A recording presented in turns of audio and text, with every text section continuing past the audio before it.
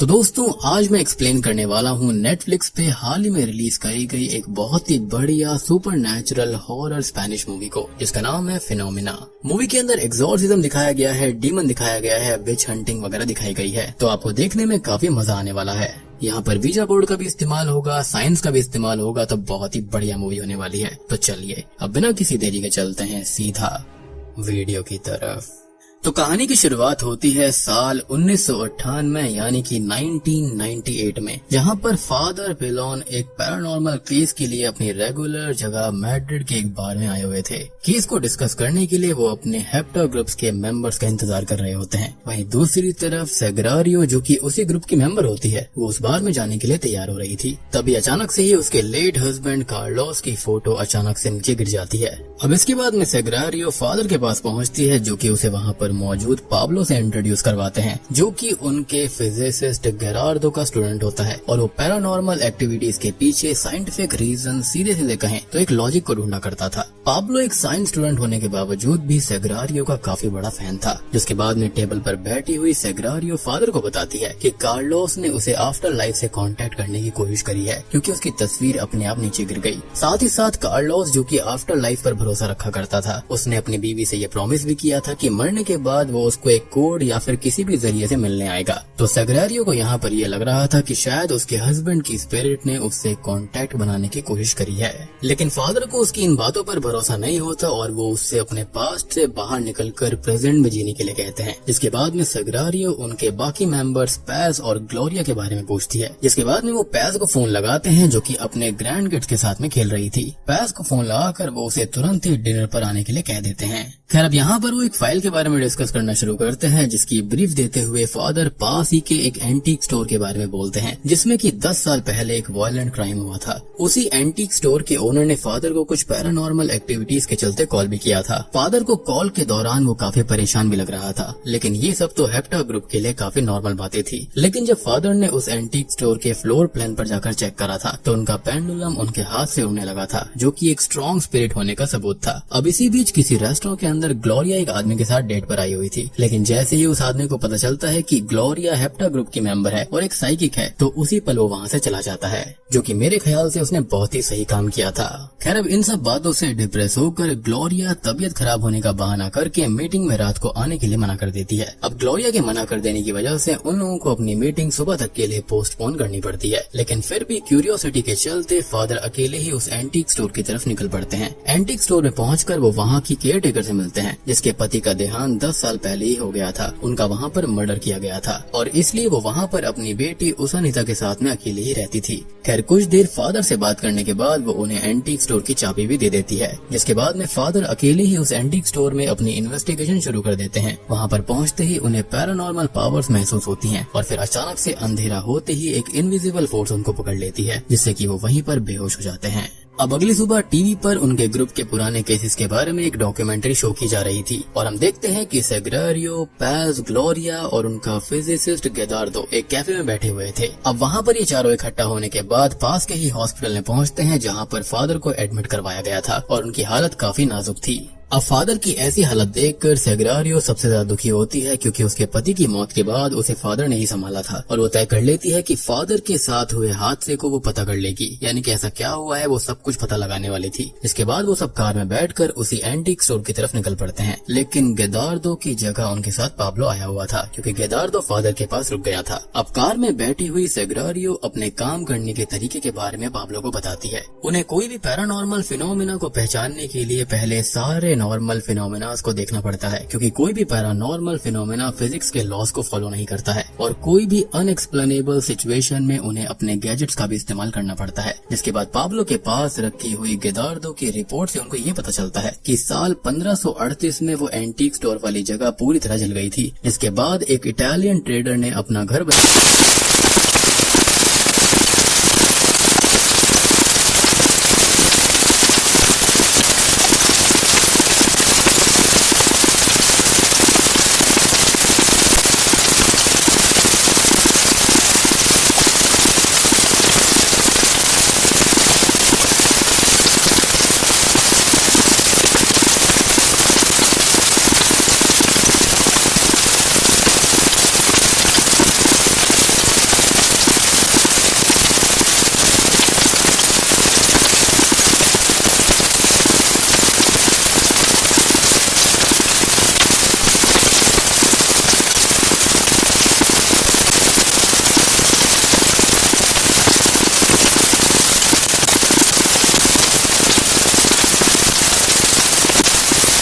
Antique store में पहुंचते ही अचानक से टेम्परेचर कम हो गया था, जिसके पीछे सेग्रारियो ये रीजन बताती है कि स्पिरिट्स बहुत ही हाई एनर्जी कंज्यूम करती हैं, जिससे कि पर्टिकुलर एरिया के अंदर सर्दी बढ़ जाती है। साथ ही साथ एनरिक भी गोस्ट पर यकीन नहीं करता था, लेकिन फिर भी वहाँ पर होती हुई एक्टिविटीज उसको नॉर्मल महसूस नहीं हो रही थी। लेकिन इन सारे हादसों के पीछे पाब्लो कुछ न कुछ साइंटिफिक एक्सप्लेनेशन देता जा रहा था। साथ ही में पता चलता है कि उन दोनों ने 2 महीने पहले भारी कर्ज में होने की वजह से वो स्टोर बेचने के लिए साइन कर दिया था। लेकिन सेग्रारियो उन दोनों को भरोसा दिलाती है कि वो वहाँ पर हो रही पैरानॉर्मल एक्टिविटीज की तह तक चली जाएगी। लेकिन तभी ग्लोरिया को वहाँ पर एक अजीब सी बदबू फील होती है, जिस पर मरीसा उनको बताती है कि असल में एनरिक को हाइपरहिड्रोसिस नाम की एक बीमारी है, जिसके अंदर हद से ज्यादा स्वेटिंग होती है। इसके बाद ग्लोरिया अपना पेंडुलम निकाल लेती है और बाकी सब इलेक्ट्रोमैग्नेटिक फील्ड मेजर करने के लिए अपने डिवाइसेस निकालते हैं। लेकिन फिर भी वहाँ पर कोई भी वेरिएशन ना देखने पर ग्लोरिया वहाँ से जाने लगती है। लेकिन सेग्रारियो उसको रोकने की कोशिश करती है, क्योंकि फादर को वहाँ पर कुछ पैरानॉर्मल फील हुआ था। लेकिन इसी बीच मरीसा उनके पास आकर उन्हें बिना बॉडी वाली एक अगली डॉल दिखाती है,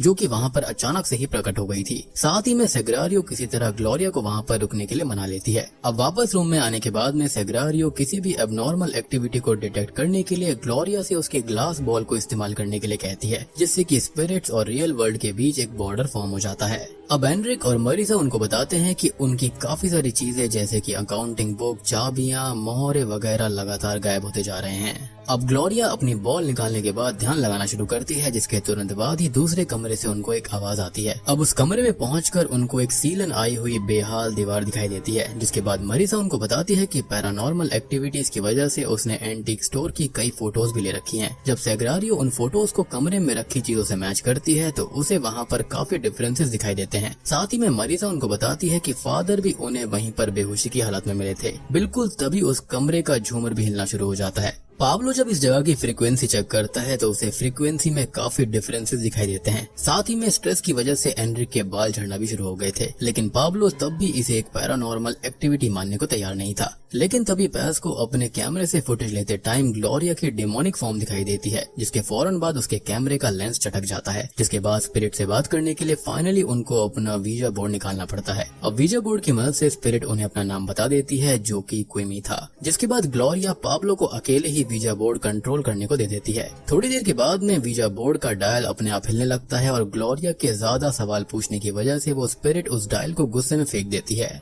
जिससे कि ग्लोरिया समझ जाती है कि आज वो जरूर अपने डेट मिस करने वाली है। और इसके तुरंत ही बाद वहाँ की लाइट भी चली जाती है। अब लाइट जाने की वजह से एनरिक की पैंट गीली हो जाती है, जिसके बाद वो स्पिरिट सारी खिड़कियां भी बंद कर देती है, जिससे ग्लोरिया समझ जाती है कि इसके पीछे क्विमी के अलावा और भी कोई स्पिरिट है, यानी कि वहाँ पर उसके अलावा और भी किसी स्पिरिट का हाथ था। जिसके बाद वो स्पिरिट एनरिक को पजेस कर चुकी थी। वो स्पिरिट ने एनरिक के सर को पटकना शुरू कर दिया था। वो स्पिरिट इतनी पावरफुल थी कि 4 लोग पकड़कर भी उसको रोक नहीं पा रहे थे।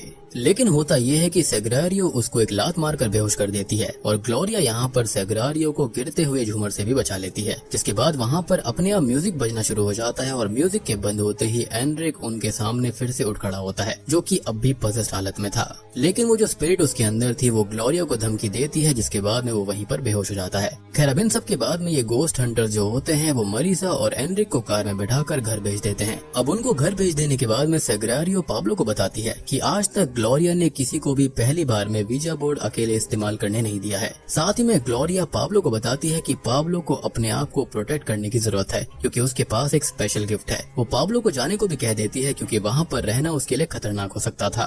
अब पाब्लो के जाने के बाद में वो तीनों उस एंटीक स्टोर में पैरानॉर्मल एक्टिविटीज रिकॉर्ड करने के लिए वहाँ पर कैमरा और बाकी डिवाइसेस फिट कर रहे होते हैं। इसी बीच वो तीनों अंदाजा लगाने की कोशिश कर रही थी कि आखिर क्विमी किसकी स्पिरिट हो सकती है। अब अपने डिवाइसेस को सेट करने के बाद वो तीनों ड्रिंक्स के लिए निकल जाती हैं। अब वो तीनों ही अपने रेगुलर मैड्रिड बार में ड्रिंक्स पीते हुए एंजॉय कर रही थी। लेकिन तभी वहाँ पर उन्हें थैंक्स कहने के लिए फ्रेडरिक नाम की एक लेडी आ जाती है। मिसेस फ्रेडरिक असल में एक फॉर्मर फ्लाइट अटेंडेंट थी। हेप्टा ग्रुप ने 20 साल पहले उसकी एक केस में हेल्प करी थी, जिसके अंदर की उसे अपनी मरी हुई बेटी को जायदाद से बेदखल करना था। अब मिसेस फ्रेडरिक के जाने के बाद में सेग्रारियो नशे में ग्लोरिया से इस बात पर झगड़ा करने लगती है कि उसने जानबूझकर ग्रुप में रहने के लिए उसके पति की स्पिरिट को ढूंढने की कोशिश नहीं करी, जबकि वो कई और स्पिरिट से तो आराम से बात कर चुकी थी। साथ ही में उसने वो ग्रुप अपने पति की स्पिरिट को ढूंढने के लिए ही शुरू किया था। अब उन दोनों के बीच हो रही इस आर्ग्यूमेंट से ये बात पता चलती है कि ग्लोरिया ये सब काम छोड़कर अपना career as a simple pharmacist की तरह शुरू करने वाली थी। जिसके बाद सेग्रारियो की बातों से परेशान होकर ग्लोरिया वहाँ से निकल जाती है। दूसरी तरफ पैज और सेग्रारियो एंटीक स्टोर से रिकॉर्डिंग डिवाइसेस को कलेक्ट करने के लिए निकल पड़ती हैं।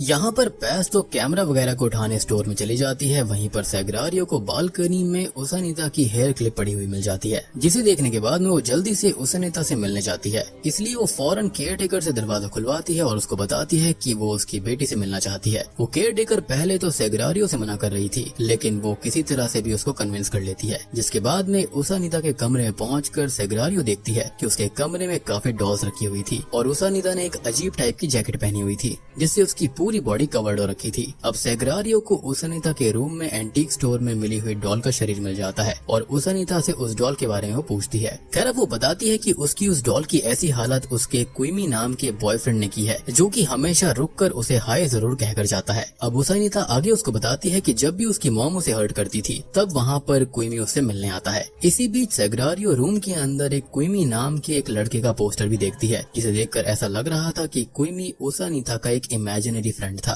साथ ही में सेग्रारियो को उसानीता की बॉडी पर काफी चोटों के निशान भी दिखाई दे रहे थे, यानी कि ये कोई बॉयफ्रेंड या फिर कोई फ्रेंड नहीं था, बल्कि ये तो कोई भयानक चीज थी। वहीं दूसरी तरफ पैज भी स्टोर की कैमरा रिकॉर्डिंग्स के अंदर उसानीता को देख लेती है और खिड़की से वो सेग्रारियो को भी केयर टेकर के घर के अंदर देख लेती है। जिसके बाद वो फौरन ही केयर टेकर के घर के अंदर भाग कर आ जाती है और सफाई का सामान लेने के बहाने घर के अंदर चली जाती है। इसी बीच सेग्रारियो उसानीता के साथ भागने की कोशिश करती है, लेकिन उससे पहले ही केयर टेकर को पता चल जाता है और वो पैज और सेग्रारियो पर हमला कर देती है। वो सेग्रारियो को जान से मारने ही वाली होती है कि तभी ग्लोरिया पीछे से आकर उसको बचा लेती है। अब केयर टेकर को पुलिस ले जाती है और उसानीता को अथॉरिटीज के हवाले कर दिया जाता है। जिसके बाद वो तीनों भी वैन में बैठकर वहाँ से निकलने को तैयार थे। सेग्रारियो उन्हें बताती है कि क्विमी उसानीता की फेवरेट टीवी सीरियल का एक कैरेक्टर था, जो कि पास ही के एक थिएटर में भी एक्टिंग करता था और उसानीता उसको देखने जाया करती। अब वैन के अंदर बैठते ही ग्लोरिया ग्लास बॉल को लेने के बहाने अंदर बिल्डिंग में चली जाती है, लेकिन जब सेग्रारियो वैन में देखती है तो उसे वो बॉल वाला ग्लास वहीं पर पड़ा हुआ मिल जाता है। लेकिन तभी उन्हें बिल्डिंग के अंदर से ग्लोरिया के चिल्लाने की आवाज आती है, जिसकी वजह से उन दोनों को भी अंदर जाना पड़ता है। अब अंदर जाकर अलमारी के पीछे उनको एक सीक्रेट होल मिलता है, जिसके अंदर जाकर उन्हें ग्लोरिया एक चेयर पर बैठी हुई मिलती है, जिसे किसी डीमन ने पजेस कर लिया था।